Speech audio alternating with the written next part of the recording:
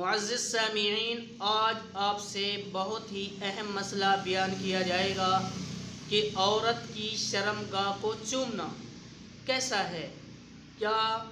خاوند جو ہے اپنی بیوی کی شرمگاہ کو چوم سکتا ہے؟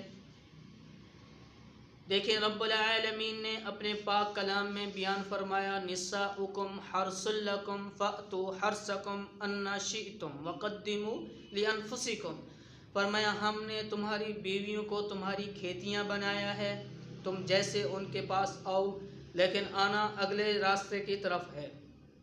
پیچھے سے نہیں، اگلے راستے کی، جو اللہ نے راستہ جہاں سے پیدائش ہوتی ہے وہیں سے عورت کے پاس آنا ہے۔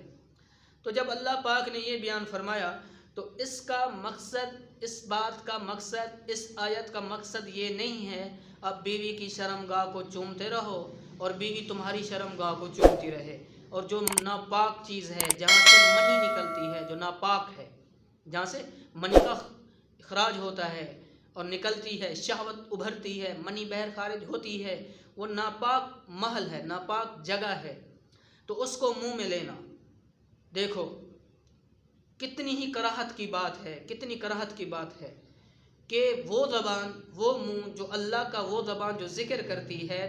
تلاوت کرتی ہے، قرآن پاک پڑھتی ہے، درود پاک پڑھتی ہے، کلمہ پاک پڑھتی ہے، اور وہی زبان اب چاٹ رہی ہو بیوی کی شرمگاہ کو، اس کو چاٹ رہی ہو، تو دیکھو کتنی کراہت، اور یہ بڑا ناجائز عمل ہے، یہ ہرگز نہیں کرنا چاہیے، ہرگز نہیں کرنا چاہیے۔